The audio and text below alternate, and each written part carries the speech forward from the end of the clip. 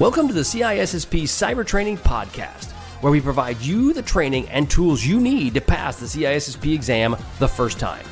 Hi, my name is Sean Gerber, and I'm your host for this action-packed, informative podcast. Join me each week as I provide the information you need to pass the CISSP exam and grow your cybersecurity knowledge. All right, let's get started. Hey, all, it's Sean Gerber with CISSP Cyber Training, and today is CISSP Question Thursday, and we're going to be talking about some of the questions that came from our last podcast that occurred on Monday as it relates to Domain 5 of the CISSP exam. So we're going to get into some questions that you may anticipate to potentially see for the exam. Obviously, we talk about this routinely. These are not questions that would be found on the exam per se. These are questions that you may see that are similar to that on the test. But the bottom line is we're trying to teach you how can you respond, how can you understand these questions as you go to get ready to take the test. But before we get started, I wanted to bring up an article that I saw while I was getting ready to do this podcast. And this comes out of a Scottish nonprofit incident response center that has indicating they've had an uptick in ransomware attacks. And these ransomware attacks have basically doubled since 2022, 2023, from 123 instances to 263 in 23 and 24. So they're seeing a massive increase, so basically 100% increase over the period of 1 year. And it's substantial in the fact that you're now dealing with these cyber crimes and it's directly impacting businesses in a very substantial way. I read an article yesterday where it was talking about the business resiliency for overall companies in general has actually gone down from the year prior. So what it's saying is that attacks are going up, and people feel like in the past they felt somewhat resilient that they could withstand these, but actually that sentiment is now going down because there's just more attacks and people don't feel like they're properly prepared. It talks about here where in this article that they confirm some patient data has been obviously taken over and was by a ransom group. They've been having a lot of different ransom groups hit them, but one of the main ones that have actually been is Black Basta, Lockbit, and Akira were the most commonly reported ones in this past year. Now, the fraud case is expected over $33 million, and as we know, that's a pretty substantial amount of money, especially when you're dealing with a smaller country that maybe doesn't have the same level of funds or the same amount of people that can manage all of that. So $33 million is a lot of money, and I come back to the point of it's all this money for nothing. You're basically paying money for your data that you had before that unfortunately now is unavailable to you. And the sad part is you can't guarantee that these individuals have left your organization even though they give you the keys to unencrypt your data. So this nonprofit is dealing with, right now they said, over 153 cases, most of which are dealing with investment fraud and business email compromises, impersonation fraud, and then obviously redirect and safe account scams. So you're seeing more of this stuff coming down and it's just going to continue to grow. So I bring all this up to the fact that you as cybersecurity professionals, whether you're in your beginning in your journey or you are further along, it really comes down to you owe a responsibility to people to help them understand this risk and to work through this risk. It's what I'm realizing more and more is that there's so many people out there, they don't understand the technology and they're looking to someone to come help, I say with a cape on, come save them. But in reality, we need more security professionals that really truly understand the risk, but can convey that in a way that helps these individuals better make their systems and their businesses more resilient. Because at the end of all of this, if we don't do that, these businesses are going to close up, they're going to close shop because they can't operate. And it's a bad thing for everyone when fraudsters are taking advantage of businesses. I'm owning a business myself. It's very challenging just to be able to make a profit, let alone even just pay the bills. So you have these situations that come up where your entire environment is encrypted and you've done nothing other than potentially clicking on a link that you maybe shouldn't have, but maybe didn't even know. So again, you as cybersecurity professionals, it's important for you to get your CISSP, get out there in the market and help people with these situations to help protect them from the bad guys and gals and the evil hacker horde. All right, so let's get started on what we're going to be talking about today with Domain 5 CISSP questions. Okay, question 1. What is the first step in a user account provisioning process? A, assign roles based on job function. B, creating login credentials. C, collecting user information, or D, granting access to resources. So question 1, what is the first step in the user account provisioning process? And the answer is C, collecting user information, right? You want to be able to get the information you need that is especially I can't even speak. It's important, to establish your digital identity for the organization. So you want to be able to get the user's information for that. Did that just recently. Have to have name, date of birth, all those fun things has to be accomplished. So you want to get that account provisioning done as soon as possible. Question 2, during the deprovisioning process, which action is generally performed last? A, disabling user access. B, archiving user data. C, notifying the user, or D, logging the deprovisioning action. So during the deprovisioning process, which action is generally performed last? And you're disabling user access isn't last. Archiving the user data might be last. Notifying the user was usually on the front end of it. And then the back end is logging the deprovisioning action, right? So logging when you're done is typically the last step in maintaining an audit trail for compliance and security monitoring purposes. So you want to be able to log it that the deprovisioning did occur. Question 3, which of the following is least important when determining roles and access requirements? So which of the following is least important when determining roles and access requirements? A, the user's job title. B, the user's personal preferences. C, the principle of least privilege. Or D, the user's responsibilities. So which of the following is least important when determining roles and access requirements? And obviously it's B. Their personal preferences are usually the last on any of that.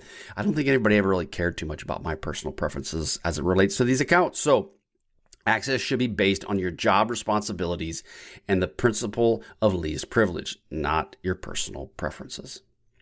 Question 4, in the context of offboarding, what is a primary concern? So in the context of offboarding, what is the primary concern? A, the users complete all pending work. B, revoking access to all company resources. C, conducting an exit interview. Or C, providing a farewell party. Okay, I just left my company and no one gave me a party. That's terrible. They said they're going to. We'll see if they do. No. Question 4, in the context of offboarding, what is the primary concern? And the answer is B, revoking access to all company resources, right? So once a person leaves a company, you want to revoke those resources as soon as possible. Again, you want to be able to revoke them so that they cannot potentially have access back into your network once they leave the company. Question 5, regular account maintenance activities include all of the following except what? A, updating user roles. B, changing user passwords. C, monitoring user behavior. Or D, increasing access privileges regularly. So question 5 is regular account maintenance activities include all of the following except D, increasing access privileges regularly. Again, you want to basically ensure that you're not going to keep increasing them on a regular basis unless it's absolutely needed. The ultimate goal is you actually want to go in and remove access more regularly than actually granting access more regularly. Question 6, which of the following best describes identity governance? A, a framework for managing user identities and access rights. B, a tool for monitoring network activity or network traffic. C, a database for storing user credentials. Or D, a protocol for encrypting data transmissions. Which of the following best describes identity governance? And the answer is A, a framework for managing user identities and access rights. So identity governance is an important part of any organization. And these would include your policies, your processes, technologies, and so forth. And that was to help to manage and secure the identities of individuals within your company. So you really want to follow some sort of framework. And the framework's important because if you have that already established, you now can just go through and go step A, step B, step C. And you don't have to be guessing what should you do from an identity standpoint.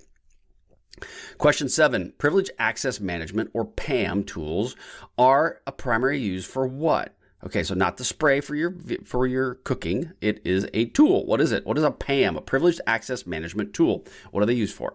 A, managing public Wi-Fi networks. B, securing and monitoring privileged accounts. C, implementing email encryption. Or D, facilitating single sign-on for social media platforms. So what is a PAM? Basically, a PAM is a really cool password management tool, password management vault per se. So it would be B, securing your monitoring your privileged accounts. You should have a PAM type solution for all of your elevated accounts within your organization. I highly recommend that. You shouldn't have your individuals have their own access to their admin accounts that are significant for your organization. Obviously, local admin is one thing, but when you have like domain admin for your organization, you wouldn't want that stored on a person's computer. You'd want that stored in a PAM. And again, the PAM would be something that would be very valuable for your organization. They're also very expensive, but they can be very valuable for your company. Multi-factor authentication enhances security by what? Requiring a single complex password. B, requiring multiple forms of verification to authenticate a user. C, encrypting user data at rest. Or D, scanning for malware on user devices. So multi-factor authentication enhances security by what? And the answer is B, requiring multiple forms of verification to authenticate a user. Again, that the purpose of that is to ensure that you something potentially you know, i.e. a password, something that you have would be like a security token. You may be something you are, such as biometric verifications. Again, these are all things that are in place that you would like to have them used for multi-factor. Now, I read an article that were talking about multi-factor is being abused more and more just because I think there was a recent Apple hack where they're using something along those lines. And people are just getting through MFA fatigue, and they're just basically clicking. And that's a problem as well. So it's the user. The user will get you in trouble almost every time. That's why you guys as security professionals need to teach them and then be cognizant and understand and keep doing it all the time. Single sign-on is beneficial because what? Okay, so SSO or single sign-on is beneficial because of what? A, it allows users to have different passwords for each application. B, it reduces the number of passwords users need to remember. C, it increases the complexity of the authentication process. And D, it eliminates the need for passwords altogether. So, single sign-on is beneficial because it is B. Now, it can increase the complexity. Obviously, you can enforce that with single sign-on, but it's B, reduces the number of passwords needed to remember. That's the ultimate purpose, is that you don't have all those, because most people have reused these passwords over and over again. And so if you can limit the amount of passwords that people use, that'd be great. And then you can enforce a complex password on that overall process. Then you can also add some level of multi-factor authentication into it as well. And now you've done a good job of at least helping to protect yourself from your employees, at least a little bit. Which of the following is not a typical responsibility of identity governance solution? So question 10, which of the following is not a typical responsibility of an identity governance solution? A, enforcing compliance with access policies. B, managing the storage of physical files. C, administering the user roles and access privileges. Or D, conducting access reviews and audits. So which of the following is not a typical responsibility of an identity governance solution? Okay, so all of those are typical kind of an identity governance solution, right? Enforcing compliance, administrating user roles, and then conducting access reviews and audits, except obviously B, managing the storage of physical files. That's typically not part of a identity governance solution because that's storing files. So you don't really want to worry about that. You want to focus on digital identities, access policies, roles, and compliance are part of your identity governance solution. Question 11, principle of least privilege is important because it, A, allows users to perform a job without unnecessary restrictions. B, it ensures users have access to all information they might need. C, it minimizes the risk for data breaches by limiting user access to only what is necessary. Or D, it makes it easier for users to remember their passwords. So again, the principle of least privilege is important because it does what? Okay, what does it do? It minimizes the risk of data breaches by limiting user access to only what is necessary and required for their job. Again, that is what we call least privilege. The rest of the part, that you just want to basically get down to the point where they don't have access to everything that they want. They have access to only the things they need. Question 12, which statement is most accurate regarding deprovisioning process? So which statement is the most accurate regarding the deprovisioning process? A, it should be delayed until user has returned all company property. B, it is the same as offboarding process. D, it should be initiated as soon as user employment ends. Or D, it only involves disabling the user email accounts. So the most accurate around deprovisioning is C. It should be initiated as soon as the user's employment ends.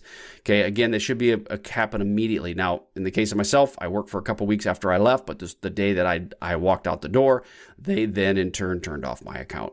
And I didn't really have access to anything cool, but they turned it all off. Question 13.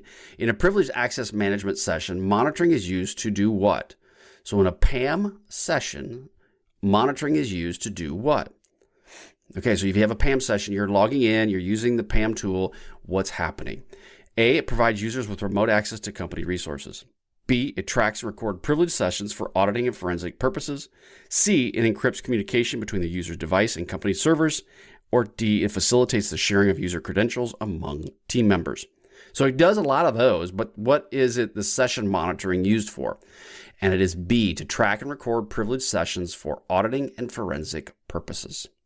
Question 14, the main goal of single sign-on is to do what? A, increase the number of passwords required for authentication. C, to improve the user experience by simplifying the authentication process. C, replace passwords with biometric authentication methods. Or D, store all user passwords in a centralized database. Again, the main goal of a single sign-on is to do what? And it is to improve the user experience by simplifying the authentication process. Again, SSO is to improve the user experience by this simplification, and it does it allows you to have access to multiple applications with one set of credentials. Question 15, the last melon. Which of the following is least likely to implement multi-factor authentication? Which of the following is the least likely reason for implementing multi-factor authentication? A, to comply with regulatory requirements. B, to reduce the risk of unauthorized access. C, to increase the speed of authentication process. Or D, to add extra layer of security. So which of the following is the least likely reason for implementing multi-factor authentication? And it is C, to increase the speed of authentication process. Again, MFA, that is the least likely reason for MFA. If anything, will probably slow down the authentication process because you have to go now get to your phone and do the clicky thing to make that happen. But at the end of it, it's a much more secure solution than just having usernames and passwords. Okay, that's all I have for you today. Head on over to CISSP Cyber Training. Check out my blueprint. It's amazing. You will be very happy with the blueprint. It's part of the packages that I offer on the site that you can gain access to. Watch out for any sort of sales that I have coming out. They have those out about once a month, once every couple of months. You'll see one that comes out. If you're interested in my product, you can purchase it there. Great product. You will be very, very happy with it, I guarantee. The other thing is the fact that if you want just the free stuff, I have tons of free stuff on my site that's available to you, including the videos of these podcast as well as the podcasts themselves. Those are all there and available to you at CISSPcybertraining.com, and it'll help you walk you through this entire process. Again, go out to CISSPcybertraining.com, check it out. Again, I'm here to help you pass your CISSP exam. That's what I want. That's what I'm here for. It's why I want you to be successful. And again, we're excited to be part of this journey with you. Have a wonderful day, and we will catch you on the flip side. See ya. Hey, thanks again for listening today. It's been my pleasure to prep you for the CISSP exam. Are you interested, though, in some free CISSP exam questions? Head on over to freecisspquestions.com and sign up to join my email list, and you'll receive access for 60 free CISSP questions each and every month for the next 6 months. That's a total of 360 questions just for signing up with CISSP Cyber Training. You'll also gain access to other free CISSP resources, so just head on over to freecisspquestions.com and sign up, or head on over to CISSPcybertraining.com and sign up today. Have a wonderful day, and we will catch you on the flip side. See ya.